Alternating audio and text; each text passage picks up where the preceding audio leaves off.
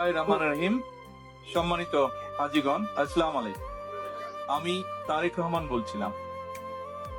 আজকে আমাদের যে হজ ফ্লাইটটি যাচ্ছে এবং আপনারা সেই ফ্লাইটে যাচ্ছেন। আজকে আমি আপনাদের সাথে দেখা করতে এসেছি, সেজন্য এই যে দেখা করার সুযোগ পেয়েছি, সেজন্য আমি আল্লাহর দরবারে শুকরিয়া আদায় করছি। ভালো লাগছে, আপনারা মনোযোগ দিয়ে শুনেন, প্রত্যেকেই আল্লাহর অনেক ভালো মেহমান। লাগে। আমি তার মনের আশা দৃঢ়ভাবে পূরণ বিশ্বাস করুক, করি সে যেটা আল্লাহর নিয়ত মেহমান করেছে যারা আপনারা তার মনের আশা আল্লাহর পূরণ হোক। ঘরে যাওয়ার মাশাআল্লাহ, সুযোগ কত হয়েছে, সুন্দর করে আপনাদের সবাইকে তৌফিক হয়েছে। বোঝাচ্ছে। আপনারা যদি আল্লাহর দরবারে হাত তুলে কিছু চান, আল্লাহ ইনশাআল্লাহ সেটি কবুল করবেন।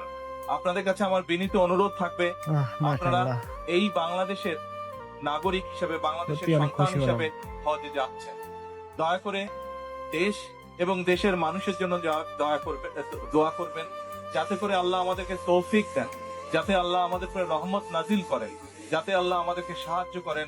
আমাদের সামনে যে সকল বিপদ আছে, আমরা দেশের সকল মানুষ একসাথে যাতে কাজ করে সেই বিপদ সেই থেকে, যে সেই কথাগুলো সমস্যা থেকে বলছে, দেশকে মানে বের আমার করে মনটা আনতে একেবারে পারেন। শান্তি হয়ে গেছে। দয়া করে আল্লাহর দরবারে মাননীয় হাত তুলে দোয়া প্রধানমন্ত্রী করবেন, যে আমরা কথাগুলো দেশের বলছে, মানুষ জানেন আপনার সকলে ঠিক কেমন যাতে লাগছে? সে শান্তিতে যে এই দেশে বাস এবার করতে বুঝিয়ে পারে। বলছে, তার দোয়া দয়া কবুল করে হোক, আল্লাহর আল্লাহ কাছে তার মনের দোয়া আশা পূরণ করবেন করুক। যে সত্যি আমরা অনেক ভালো লাগছে। দেশের মানুষের দেখেন, জন্য তার কথাটা এই মনোযোগ সরকার দিয়ে যে শুনুন, কাজগুলো আপনাদের ভালো করতে লাগবে। চেষ্টা মাননীয় করছে, প্রধানমন্ত্রী যে দেশের মানুষের বেকার সমস্যার সমাধান করার জন্য, দেশের মানুষের খাদ্য নিরাপত্তার জন্য, দেশের মানুষের শিক্ষার জন্য, দেশের মানুষের স্বাস্থ্যের জন্য, কর্মসংস্থান সহ আরো যে কাজগুলো আমরা করতে চাইছি, সেই কাজগুলো যাতে আমরা সম্পন্ন করতে পারি, তার জন্য যাতে আল্লাহ আমাদেরকে তৌফিক দেন, তার সেই রহমত যাতে আল্লাহ আমাদেরকে দেন।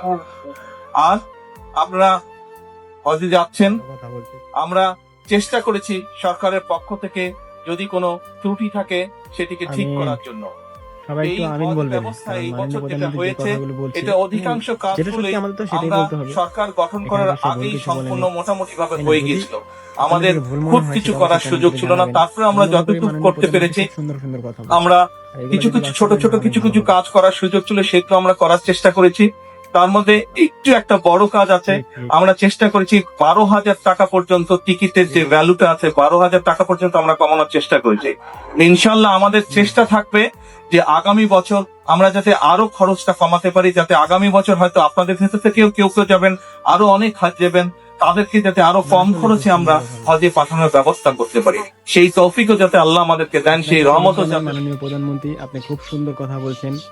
এই মনের আশাগুলো যেন খুব তাড়াতাড়ি বাস্তবায়ন হয়। আল্লাহ আপনার মনের আশা পূরণ করুক। আপনার জন্য পুরো দেশবাসী দোয়া করবে, কারণ আপনি হাদিসের সামনে কত সুন্দর করে গুছিয়ে কথা বলছেন। খুব ভালো লাগছে, সত্যি অনেক ভালো লাগলো।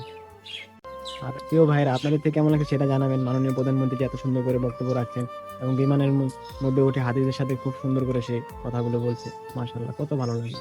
অবশ্যই কিন্তু জানাবেন ভাই যে কেমন হলো। আর মাননীয় প্রধানমন্ত্রীর এই কথাগুলো এবং তার মনের আশাগুলো যেন পূর্ণ হয়, সবাই একটু দোয়া করবেন। তো ভিডিওটা কেমন হয়েছে অবশ্যই জানাবেন, আর মাননীয় প্রধানমন্ত্রীর কথাগুলো কেমন সেটা জানাবেন। সে এখানে কি কোনো ভুল বলছে না সঠিক বলছে, সেটা আপনারা বলবেন। সবাই ভালো থাকেন, আসসালামু আলাইকুম। আজকে ভিডিওটা এখানে শেষ করছি।